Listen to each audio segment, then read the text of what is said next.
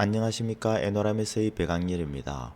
이번 시간에는 재료 비선형을 이용해서 구조 해석하는 방법에 대해서 살펴보도록 하겠습니다. 하여튼 이제 우리가 소재를 인장 시편을 만들어서 인장 시험을 하게 되면 다음과 같은 그래프가 나옵니다. 그래서 이게 앞부분에 보이는 이 영역 있죠.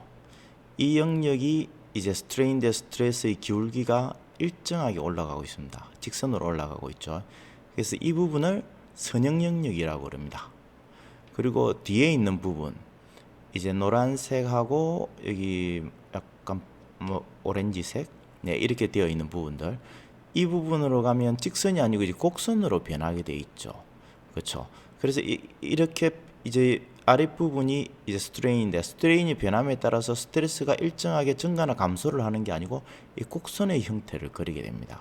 그래서 이러한 부분을 비선형 영역이라고 합니다. 그 변형량 대 스트레스가 비율적으로 증가하거나 감소하거나 그러질 않죠. 그래서 곡선의 형태를 그리기 때문에 이 영역을 비선형 영역이라고 합니다. 그래서 비선형 구조 해석이라는 것은 재료 비선형은 다음과 같이 이제 선형 영역을 넘어서 비선형 영역으로 들어갈 경우에 또 비선형 영역에 대한 물성치를 가지고 해석을 진행해야 되는 부분입니다. 그리고 이 얼티메이트 스트렝스 부분까지, 극한 인장 강도까지 스트레인이 발생하는 부분에는 우리의 일반적인 스태틱 스트럭처 구조 해석으로 풀 수가 있는데, 그 뒷부분으로 가게 되면 이제 네킹이라고 해서 인장 시편이 목이 좁아지면서 파단되는 형태가 나타납니다. 이곳 같은 경우에는 실제 형상이 변하고 소재가 줄어들고 하기 때문에 우리 일반적인 스태틱 스트럭처럴 구간에서는 해석 기법으로는 풀 수가 없고, 그걸 위해서 이 부분에서는 explicit dynamics라는 기법이 있습니다. 그래서 그 부분으로 가지고 이 부분은 문제 해결을 하면 해석을 진행하실 수가 있습니다. 그래서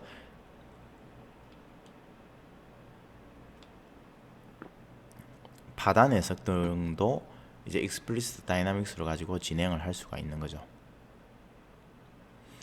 자, 조금 우리가 이제 구조 해석을 할 때 보면 소성 변형을 물성치를 넣어줘야 되는데, 그 물성치를 넣어주는 방법이 두 가지가 있습니다. 그래서 바이리니어 스트레인 하드닝이라는 개념이 있고, 그 다음에 나오는 이제 멀티리니어 스트레인 하드닝이라는 개념이 있습니다. 그래서 이 두 가지 개념으로 설명을 하게 되는데, 첫 번째는 이제 우리가 단성 영역이라고 부르는 이것입니다. 그 A 영역, A 부분이 되겠죠. 그래서 A 부분에서는 단성 영역입니다. 이 단성 영역에는 이 스트레인과 스트레스의 비를 나타내는 게 연계수입니다. 그래서 우리가 이제 시그마는 뭐 E의 입실론이라고 하죠. 그래서 해석을 통해서 스트레인을 구하게 됩니다. 그러면 우리가 물성치를 입력해 준 연계수, 단성계수가 되겠죠. 그 단성계수하고 입실론을 곱해가지고 응력값을 구하게 됩니다. 그렇게 해서 계산이 되는 거고, 그런데 소성 영역 부분에서는 단성 영역이 기본적으로는 값이 없습니다. 그래서 만약에 우리가 계산을 진행을 하게 된다면 단성 영역을 넘어서서 소성 영역으로 진입을 하게 되면 응력이 이렇게 커집니다. 왜? 이쪽 부분에 이 응력이 어떻게 변하는지에 대한 값을 입력해 주지 않았기 때문에 이러한 현상이 발생을 하게 되는 거죠. 그래서 우리가 이 부분을 좀 간단하게 직선으로 표현을 하는 게 있습니다. 그래서 자세히 보시면 B점에 일더 스트렝스가 있고, 그 다음에 C점에 얼티메이트 스트렝스가 있습니다. 그래서 그 다음 밑에 변이가 있겠죠. 따라서 이 스트레인의 값과 그리고 여기서 변하는 스트레인의 값과 얼티메이트 스트렝스 간의 기울기를 나타내는 게 탄젠트 모듈러스라고 합니다. 탄젠트 계수라고 하죠. 그래서 탄젠트 모듈러스를 넣어서 이 부분까지 해석을 진행을 하는 겁니다. 실제 뒷부분에 파단될 때까지는 이제 형태가 변해야 되는데 그 부분은 좀 알 수가 없기 때문에, 근데 유추는 할 수 있습니다. 그래서 이 저희가 계속 해석을 진행해 가지고 응력값을 제외를 하더라도 스트레인이 계속 증가해서 일롱게이션이라는 게 있습니다.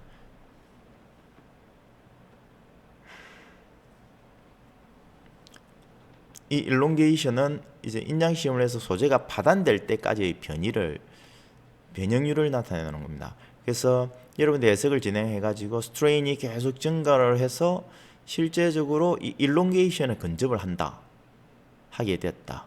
그러면 그쪽에 단에서 파단이 일어난다고 그 이후에는 파단이 일어난다고 보셔도 됩니다. 근데 실제로 여기까지 해석을 하는 건 우리 일반적인 기계 쪽에서는 없죠. 왜냐? 하면 소생 변형도 일어나면 안 됩니다. 왜? 영구 변형이 일어나게 되면 더 이상 원상태로 복원이 안 되기 때문에 기계에 문제가 생기죠. 그래서 저희가 다루는 영역은 주로 이 영역인데, 만약에 계산을 했는데도 불구하고 응력값이 너무 크게 나왔다. 일드 스트렝스, 즉 항복 강도를 넘어가는 응력값이 나왔다고 하면 지금 현재 그 시스템은 단성 영역이 아니고 소성 영역의 변형으로 접어들었기 때문에 실제 소성 영역의 물성치를 가지고 다시 재해석을 진행을 해야만 정확한 해석을 수행을 하실 수 있습니다. 그래서 이때 구하는 값이 탄젠트 모듈러스라는 값을 구해 가지고 계산에 입력을 하게 됩니다. 그래서 우리도 이번 시간에는 이게 탄젠트 모듈러스를 가지고 한번 실제 선형 해석과 비선형 해석의 차이가 얼마나 되는지 그걸 좀 비교를 해보려고 합니다. 두 번째 방법으로 이제 멀티 스트레인 하드닝이라는 겁니다. 그래서 우리가 앞부분에서는 이 탄젠트 모듈러스라는 일정한 기울기를 입력을 했지만은 실제로 우리가 이제 시험을 하게 되면 이 스트레인 대 스트레스 커브가 이렇게 나옵니다. 그래서 이 커브에 나오는 데이터를 그대로 입력을 하는 겁니다. 그렇게 되면 실제 직선보다는 곡선으로 가기 때문에 조금 더 정확한 결과를 얻을 수가 있겠죠, 그죠? 근데 이제 여기 보시게 되면 얼티메이트 스트렝스를 넘어가는 부분에 대해서는 더 이상 데이터가 없기 때문에 동일한 데이터를 가지고 갑니다. 따라서 스트레인은 증가하더라도 응력은 변화가 없는 이런 결과를 도출하게 되는 거죠. 근데 앞부분에서는 탄젠트 모듈러스의 경우 얼티메이트 스트렝스를 넘어가더라도 응력이 계속 이렇게 탄젠트 모듈러스의 기울기를 증가하게 되죠. 그래서 이런 값을 나타냅니다. 실제적으로 얼티메이트 스트렝스를 넘어가서 응력이 계속 증가하는지 증가하지 않는지 그것도 확인을 잘 하셔야 됩니다. 네. 그러면 실제적으로는 이 두 번째 방법 멀티리니어 스트레인 하드닝이 조금 더 정확한 결과를 도출할 수 있겠고, 그렇지만 이 시험 값들을 정확하게 잘 알 수 없기 때문에 일반적으로 그 탄젠트 모듈러스라는 값을 가지고 이용을 하기도 합니다.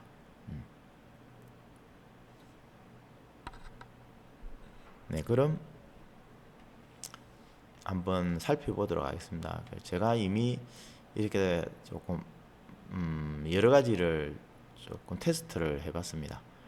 그래서 먼저 아랫부분부터 한번 보도록 하겠습니다. 그래서 이거는 앞부분에 있는 게 일라스틱, 탄성 영역의 물성치만 가지고 해석을 한 경우고, 두 번째는 탄성 영역과 소성 영역의 물성치를 가지고 해석을 한 부분이 되겠습니다. 그래서 일단 지오메트리 형상은 다음과 같이 좀 간단하게 형상을 만들었습니다. 네, 복잡한 형상이 되게 되면 시간이 많이 걸리기 때문에 짧은 강의 시간 동안에 그 부분을 다 언급하기에는, 다 계산해서 결과를 보기에는 조금 무리가 있을 것이라고 판단이 되었습니다. 그래서 치수를 한번 확인해 보도록 하겠습니다. 네, 직경 5mm에 길이가 50mm, 직경 5mm에 길이가 50mm인 이 봉을 하나를 만들었습니다. 그래서 이 봉에서 윗부분에서 이렇게 변이를 줄 겁니다. 변이를 주게 되면 아랫부분은 고정되어 있고 위는 변화를 일으키려고 하기 때문에 이 부분에서 응력을 받겠죠. 하나는 가려고 하고 하나는 멈추고 있기 때문에 거기에 대해서 살펴보도록 하겠습니다.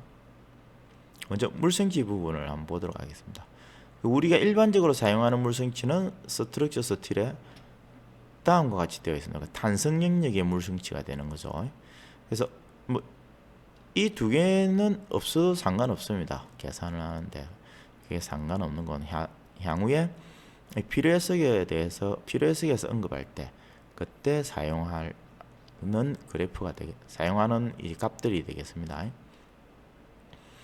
그래서 일반적인 탄성 영역에서는 여기 보시면 연계수와 포화송비를 가지고 해석을 진행을 합니다. 자, 그렇지만 우리가 이제 탄성 영역이나 소성 영역에 대해서 값을 계산을 내야 되기 때문에 지금 보면 이 엔지니어링 데이터 소스를 클릭을 하셔보면 거기에서 밑으로 쭉 내려오면 General Non-Linear Material이라는 게 있습니다. 그러니까 일반적인 비선형 물성치가 되겠죠. 그 중에서 저는 요 Structure Steel NL이라는 게 Non-Linear입니다. 비선형. 그래서 플러스를 눌러가지고 애드를 했습니다. 그래서 애드를 해가지고 이 Structure Non-Linear가 나왔죠. 그래서 Non-Linear를 보면 연계수는 Structure Steel과 그대로 같습니다. 그리고 포화 성비도 0.3으로 똑같고 따라서 벌크 모듈러스와 시어 모듈러스도 값이 같을 겁니다. 네, 똑같은 값을 사용하고 있는데 이제 다른 값 중에 하나가 바이리니어 아이소트로픽 하든입니다. 이 부분은 어디서 입력을 할 수 있느냐 하면 여기 플라스티시티라는 곳이 있습니다. 거기 보면 바이리니어 아이소트로픽 하든이라고 있죠. 이 부분을 더블 클릭을 하시면 이 안으로 이제 포함이 됩니다. 그렇게 되면 이제 저희가 일드 스트렝스 값을 입력을 해주고 그리고 탄젠트 모듈러스 값을 입력을 해주게 되면 저기 액티브 테이블이 보면 토탈이죠.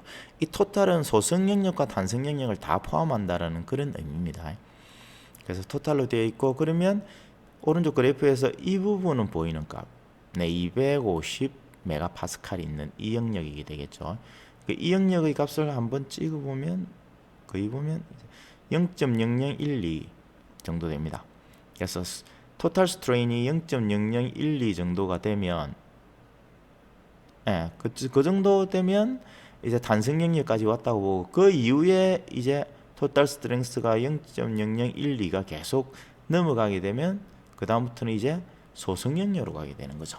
그래서 소성 영역에서는 스트레인의 변화에 따라서 응력값은 이렇게 변한다라고 저희가 탄젠트 모듈러스를 가지고 이 기울기로 표현을 하였습니다. 그래서 이렇게 저희가 입력을 해두게 되면 이제부터 비선형, 결국은 소성 영역이 되겠죠. 재료의 비선형 물성치를 적용한 해석이 같이 진행되게 됩니다.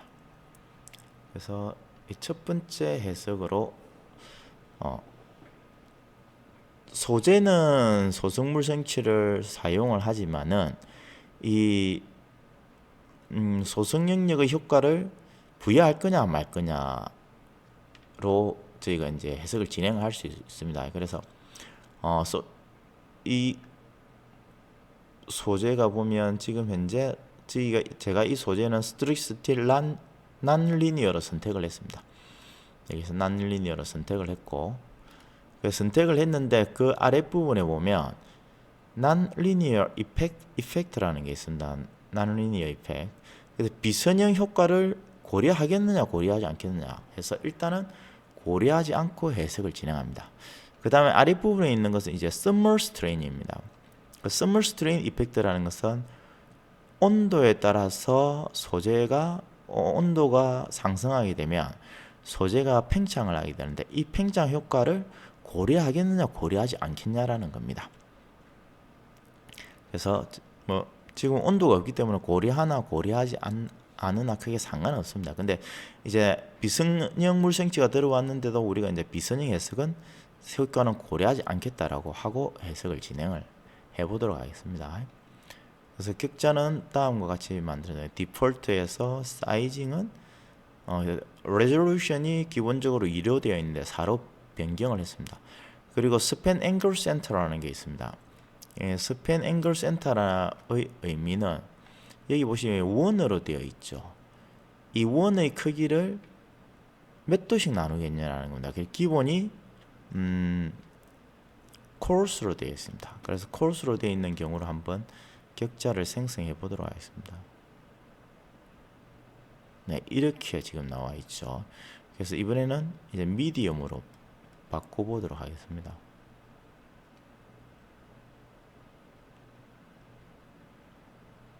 코러스보다는 조금 더 원으로 좀 가깝게 되어 있습니다. 그죠? 그리고 이걸 fine으로 바꾸도록 하겠습니다.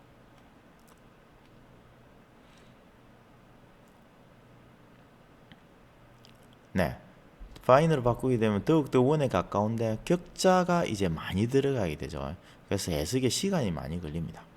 그래서 이 부분은 적당히 해석을 뭘 하느냐에 따라서 적당히 판단을 하셔서 진행을 하는 데고, 여기서는 이제 미디엄으로 해서 진행을 하도록 하겠습니다. 네, 그렇게 해서 픽스 조건, 아랫부분은 고정 조건으로 네, 고정을 하였고, 그리고 윗부분은 이제 X 방향으로 변형이 발생을 합니다. 그래서 여기 보면 저희가 이제 초기에 먼저 초기에 변형을 주고 첫 번째 스텝에서, 두 번째 스텝에서 이 변형을 준 걸 이제 제거를 할 겁니다. 그렇게 되면 탄성 영역이라면 다시 원상태로 복귀를 하고, 소성 영역으로 갔다면 원상태로 다 복귀를 하지 않겠죠.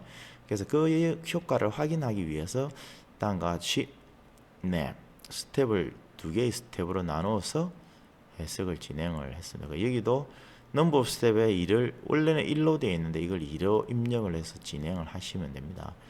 그래서 보려고 하는 값들, 뭐 토탈 디포메이션, 여기 보면 디포메이션의 토탈, 그 다음 스트레인에 보면 이퀴버런트, 이 부분이 이퀴버런트 일라스틱 스트레인입니다. 그리고 이퀴버런트 플라스틱, 소성 영역에 대한 이제 변형률은 어떻게 되는지, 그리고 그 다음에 전체 변형률은 어떻게 되는지, 그 다음에 응력은 얼마나 되는지, 자, 이렇게 해서 해석을 진행을 합니다.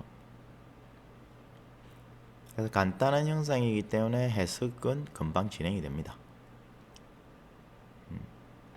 지금은 저희가 소성의 물성치는 적용을, 물성치의 값은 있지만은 이 소성의 난리니어 쪽은 일단 효과를 적용하지 않는 걸로 해석을 진행했다. 그래서 지금 0mm가 되어 있죠. 이 0mm의 의미는 실제로는 저희가 제거를 했기 때문에 그렇습니다. 0.2mm 갖다가 그걸 이제 하중을 제거를 하니까 다시 원상태로 복귀를 한 거죠. 그렇게 해서 결과를 보면 이렇게 해서 원상태로 복귀를 하는 이러한 해석 결과가 나타납니다. 그래서 조금 더 크게 한번 보도록 하겠습니다. 이렇게 해서 이제 다시 원상태로 복귀를 하는 이러한 해석 결과가 나타나죠. 왜냐하면 소성 효과를 고려하지 않았기 때문입니다. 근데 실제로 이렇게 됐고, 저희가 응력을 한번 살펴보도록 하겠습니다. 이 부분에서 발생하는 응력이 124메가파스칼이죠. 아랫부분에서, 빨간 부분에서 발생하는 응력이, 자, 124메가파스칼은 이 소재의 항복 강도가 250메가파스칼입니다. 따라서 응력이 124메가파스칼이 생겼다라는 의미는 소성 영역으로는 가지 않았다라는 겁니다. 그래서 실제 이 부분은 소성 영역의 효과를 고려를 해서 해석을 진행을 하더라도 소성 효과가 소성 영역으로 가지 않았기 때문에 그 결과 그 난리니 이펙트가 전혀 반영이 되지 않겠죠. 그래서 이퀴벌런트 일라스틱을 보게 되면 이 정도 값이 이제 나타납니다. 당연히 뒷부분의 2단계에서는 라스트 결과 값이기 때문에 2단계에서는 마지막으로 돌아왔기 때문에 없고, 이걸 첫 번째 스텝에서 한번 보도록 하겠습니다. 그러니까 첫 번째 스텝에서는 다음과 같이 이제 변형률이 발생을 했죠. 그 다음에 플라스틱, 플라스틱은 처음이나 끝이나 제로입니다. 왜냐하면 소성 영역으로 가지 않았기 때문입니다. 그래서 이퀴벌런트 토탈 스트레인을 살펴보게 되면 똑같이 이제 이퀴벌런트 일라스틱과 동일한 변형이 발생을 합니다. 자, 지금 같은 경우에는 여기 보시면 네, non-linear 이펙트를 no로 해서 계산한 결과값입니다. 그리고 이제 non-linear 이펙트를 yes로 해서 계산한 결과값을 한번 살펴보도록 하겠습니다. 탄성 영역을 넘어가지 않았기 때문에 결과적으로 응력이 똑같이 나왔겠죠. 이것도 조금 더 지금도 124.36으로 나왔습니다. 그죠?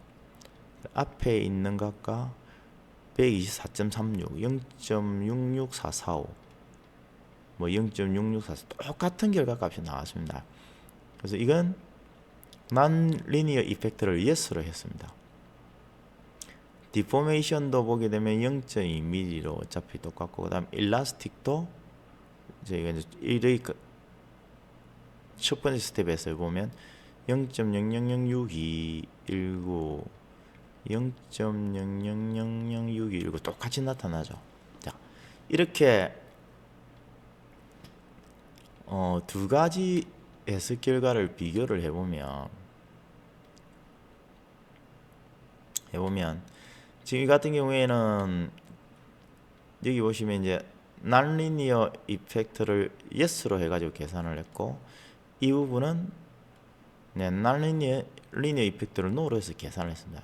자, 두 가지 계산 결과값에서 알 수 있듯이 탄성 영역으로 내에 존재할 경우에는 소성 영역의 non-linear 이펙트를 고려를 하나 하지 않으나 해석 결과는 똑같습니다. 다를 게 없습니다. 왜? 탄성 영역 아니기 때문에. 그죠? 그래서 여러분들이 해석을 진행을 해서 탄성 영역 안에 응력이 발생을 한다 하면 굳이 소성 영역으로 해석을 진행할 필요는 없습니다. 왜? 소성 영역의 물성치를 들고 오게 되면 해석 시간이 그만큼 많이 걸립니다. 왜냐하면 탄성 영역의 내에 있는 그래프가 외에도 소성 영역에 있는 탄젠트 모듈러스에 의한 기울기가 들어가기 때문에 그 부분도 계산을 진행을 합니다. 방정식을 풀게 되거든요. 그래서 해석 시간이 많이 걸립니다.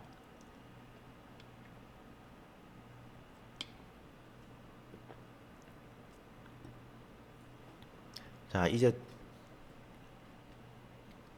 지금까지는 이제 탄성 영역 안에 변형이 존재하는 경우 그때의 결과값을 봤고, 그 다음에 이제는 소성 영역 안으로 들어갔을 때 어떤 현상이 발생하는지 대해서 살펴보도록 하겠습니다.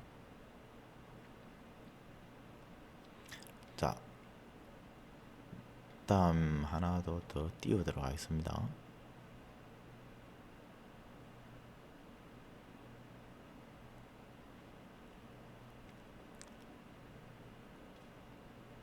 네, 두 개가 다 나왔죠. 이제 자, 이제 이 부분도 마찬가지 네네네, 두 개를 조금 바꾸도록 하겠습니다. 자리를. 자, 이 부분은 일단 non-linear 이펙트를 no로 했습니다. 그래서 물성치는 아까 보셨다시피 이렇게 이제 탄젠트 모듈러스가 포함된 물성치가 소성 물성치가 적용이 되었지만은 실제 소성의 효과는 고려를 하지 않겠다라는 겁니다. 비선형 효과는. 그래서 해석을 진행했고, 이제 아랫부분에는 픽스드, 그다음 윗부분에는 5mm를 이동을 시켰습니다. 5mm를 이동을 시키고 난 이후에 하중을 제거를 했습니다. 그럴 때 어떻게 되는지 이퀴버런트 스트레스를 한번 보도록 하겠습니다. 1.1대 지금 응력이 3109 메가파스칼이 나왔죠. 이의 항복 강도가 250 메가파스칼이고 제가 알기로는 극한 인장 강도가 450 메가파스칼일 건데 3109 메가파스칼이 나온다라는 게 좀 말이 안 되죠, 그죠? 그래서 이거는 왜 이렇게 나왔느냐 하면 여기 보면 이 토탈 스트레인이 지금 이 부분 값을 한번 보도록 하겠습니다. 0.015 나왔습니다. 그래서 이 값에다가 2를 곱하게 되면 아마 이 응력이 나올 겁니다. 연계수가 여기 값이 한번 곱해 보도록 할까요? 0.0 저도 해보지는 않았는데 아마도 그렇게 나와야 정상일 겁니다. 0.01547 곱하기 재료물성치로 가서 연계수가 2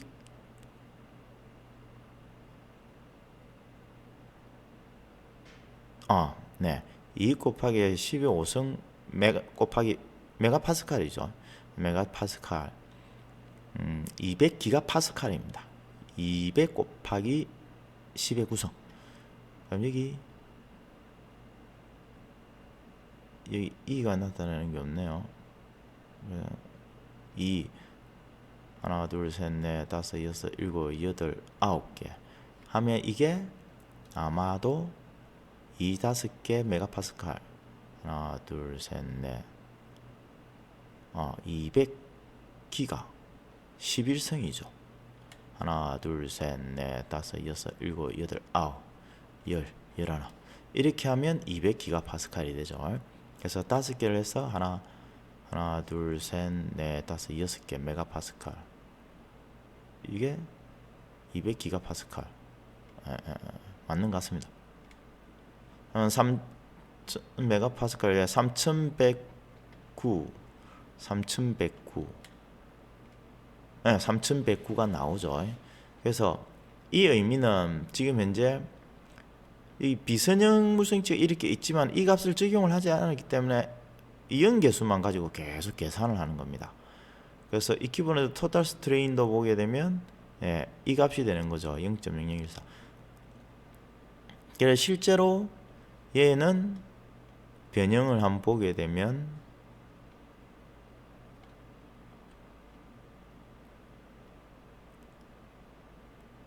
이렇게 변형해서 하중을 제거하더라도 원 상태로 복귀를 합니다.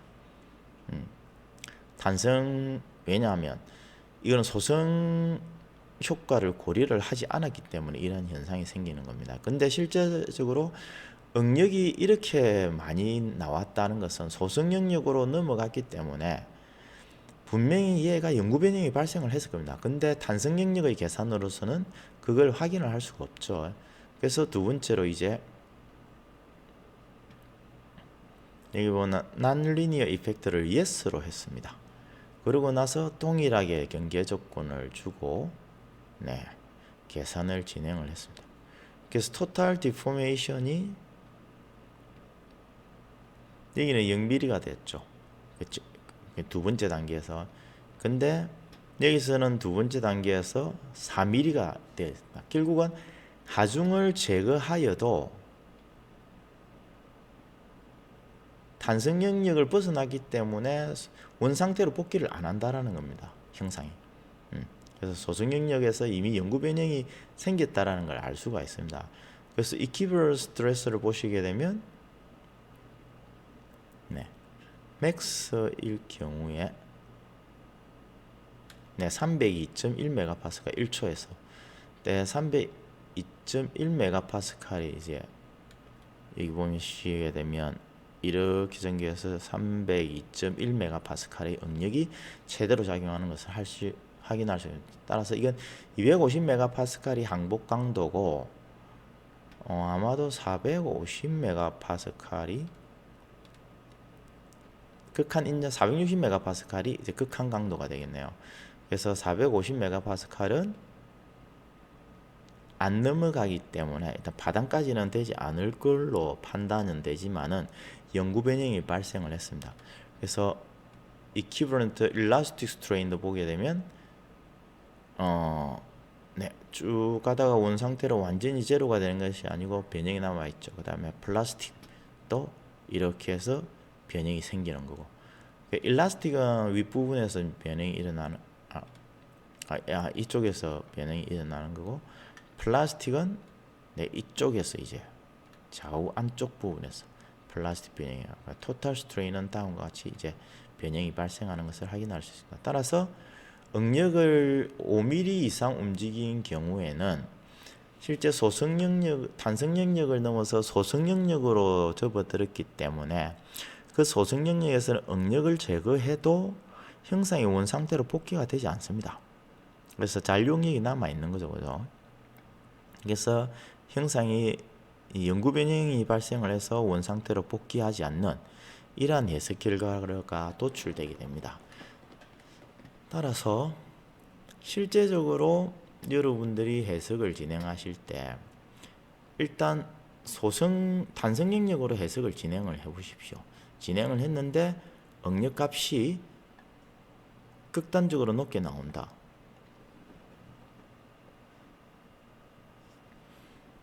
그렇다면 이 부분은 단성 영역이 아니고 소승 영역의 변화의 값일 거기 때문에, 물론 이거 응력의 값만을 가지고는 확인은 하기에는 좀 그렇습니다. 왜냐하면 구조 해석에 보면 특이해라는 것이 있습니다. 지금과 같은 경우는 아닌데 한쪽 엣지 부분만 완전 점처럼 응력이 아주 높게 나타나는 경우가 있습니다. 이렇게 지금처럼 응력이 이렇게 넓게 퍼져 있는 것이 아니고 한 점에서만 나타나는 경우가 있거든요. 그런 경우에는 응력 집중이 아니라 방력에서 특이해가 발생한 부분이라 그 부분의 응력값이 기하급수적으로 높게 나옵니다. 그래서 그 부분은 그때 발생했을 때는 뭘 보고 판단하느냐 하면 토탈 스트레인을 확인을 하셔야 됩니다. 그래서 토탈 스트레인에 보면 0.0155죠. 그래서 여기 보시면 이 그래프를 보시면 0.00125 네, 값이 나옵니다. 그죠? 그래서 이 부분에서 이 부분은 스트레인이 0.00125입니다.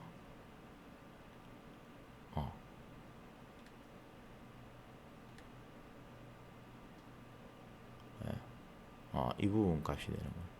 끝부분은 0.00125죠. 그래서 0.00125의 값을 0.00125의 값을 넘어섰기 때문에 이 부분은 이 소승 영역으로 진입을 하게 됩니다. 단성 영역의 경우에는 한 번 더 살펴보도록 하겠습니다.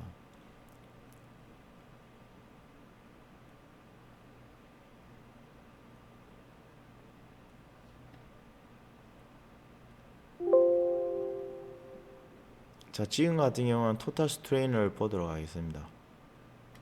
자, 제거 높을 때 얘기를 앞서 0.0006 되죠. 그래서 이것도 물성치에서 보면 0.0016입니다.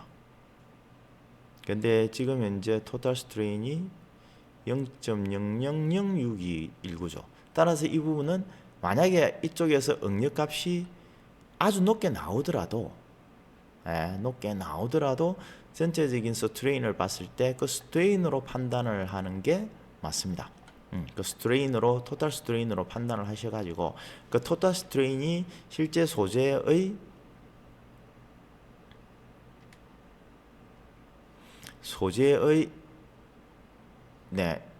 이 값이랑 일치하는지 하지 않는지를 확인을 하셔야 됩니다. 그래서 만약에 이 안에 들어가 있는데 응력이 기하급수적으로 높게 나왔다 하면 그 응력은 특이해서 응력이 유한요소 계산상 응력 특이해가 발생했다고 판단을 하셔도 좋을 것 같습니다. 네, 그렇게 해서 이렇게 이제 비선형 구조 해석에 대한 개념을 살펴보았습니다. 그래서 비선형이라고 해서 그렇게 어렵다라고 생각하실 필요는 없습니다. 개념적인 부분만 잘 정립을 하신다면 실제 우리가 해석해야 될 부분을 비선형으로 해야 될지 또는 선형으로 해야 될지, 과연 이제 얘가 비선형 영역에 접어들지, 그래서 비선형 소승 영역에 대한 물성질을 가지고 계산을 해야 될지 하는 부분들을 판단을 하셔서 계산을 진행하시면 되겠습니다. 오늘 이 시간에는 비선형을 이용한 소재 비선형을 이용한 해석을 좀 진행을 해보았습니다. 그래서 여기 보시다시피 structure still non-linear,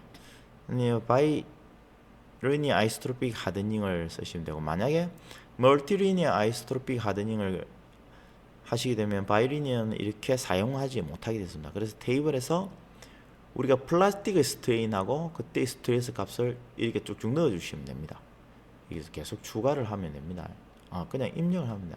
그래서 아까 0.00125의 값이 아까 250메가파스칼이었죠.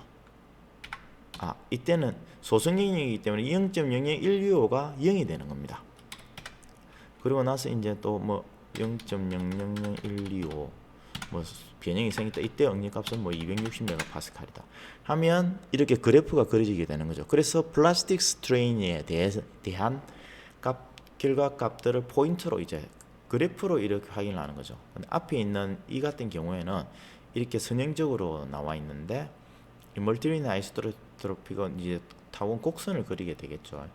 앞에서 우리가 이렇게 확인했던 것처럼 이러한 곡선을 그리게 됩니다. 직선이 아니고 이 직선보다 곡선을 그리기 때문에 조금 더 정확한 결과값을 얻을 수 있는 해석을 진행할 수 있을 거라고 판단이 됩니다. 네, 이번 시간은 이것으로 마치도록 하겠습니다. 감사합니다. 튜토리얼에 대해서 의문사항이 있으시거나 궁금한 사항이 있으시면 아래의 메일 주소로 연락 주시면 성실하게 답변해 드리도록 하겠습니다. 감사합니다.